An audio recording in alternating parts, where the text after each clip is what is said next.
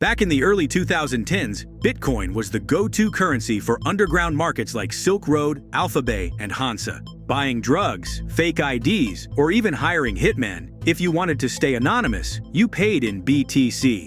But now, many of those wallets are still active on the blockchain, untouched and accumulating value. It's as if digital treasure chests from the criminal underworld are still buried, untouched, growing in silence. So, who owns them? Why haven't they moved? And how much money are we really talking about? This video is all about the dark web's Bitcoin fortunes. The video is going to be very interesting, so make sure you stick till the end. Now let's get started. How Silk Road made Bitcoin the currency of the underworld. Before Bitcoin was seen as an investment, it was mostly a tool for the anonymous. And nowhere was that clearer than on the Silk Road, an infamous online marketplace operating on the dark web between 2011 and 2013.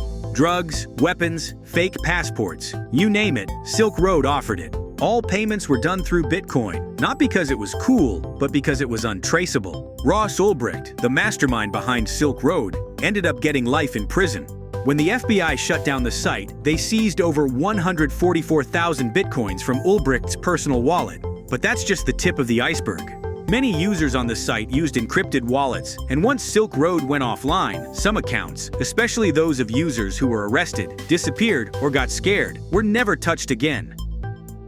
Thousands of bitcoins, just sitting there. Blockchain explorers can trace thousands of bitcoins linked to dark web marketplaces, and many of them have not had a single transaction in over 10 years.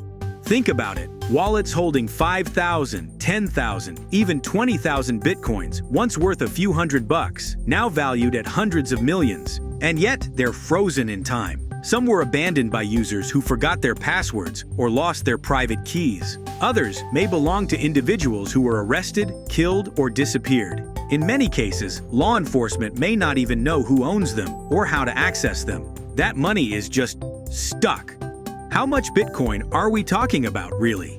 Estimates vary, but analysts suggest that at least 300,000 to 400,000 bitcoins could be linked to early dark web activity, including Silk Road, Alphabet, and other marketplaces shut down in FBI and Europol crackdowns. And here's the kicker, much of that Bitcoin has never been moved since its original deposit. At today's prices, that could easily be 20 to 25 billion US dollars in dark Bitcoin still sitting in wallets. An invisible fortune that's part of the total 21 million Bitcoins ever to exist. It's no small figure. In fact, it quietly shapes the Bitcoin economy itself. Why haven't these Bitcoins been moved? There are a few likely reasons. Lost keys. Many users from the early days didn't take key storage seriously. If they used a hot wallet or stored private keys on a now-dead laptop, those funds are gone forever. Fear of surveillance. Moving Bitcoin today isn't anonymous. Blockchain forensics firms can trace where coins go, even through mixers. So, if you're holding Bitcoins from illegal activities, any movement could trigger red flags or investigations. Law enforcement monitoring. Some wallets are being actively watched by agencies like the FBI. If a known wallet moves even a fraction of a Bitcoin, it could reveal a suspect's identity. Death or disappearance. The dark web wasn't full of stable lives. Many users died from overdoses, went to prison, or vanished after busts. Their Bitcoin died with them. The Silk Road auctions, a government fire sale. Here's one twist to the story. Not all Bitcoin linked to Silk Road stayed buried. The US government seized a huge portion of Ulbricht's wallet and auctioned it off. In 2014, the US Marshals sold 30,000 BTC to venture capitalists, one of whom was billionaire Tim Draper. He bought them for about $19 million, which at today's rates would be worth over $2 billion. Several more auctions followed, sometimes quietly. In fact, just in March 2023, the US government announced it would sell more than 41,000 bitcoins related to Silk Road seizures, worth around $1.2 billion at the time. Could these wallets ever be accessed again? Technically, yes. If someone somehow recovered a lost private key or cracked an old hard drive, the coins could be moved. But that's rare and unlikely. There have been rumors and Reddit threads claiming people found old wallets and became millionaires overnight.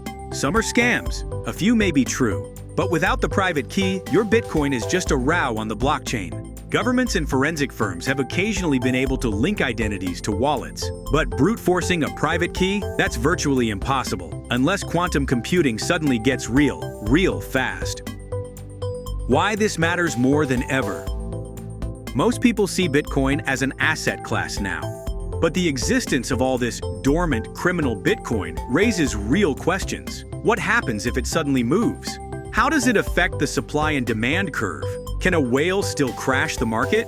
Plus, these wallets remind us that Bitcoin's history is far from squeaky clean. The same tech that promises financial freedom also fueled black markets, violence, and global crime networks. It's part of the legacy. The strange morality of unused wealth. Here's a philosophical twist. Is it better that this money stays locked up?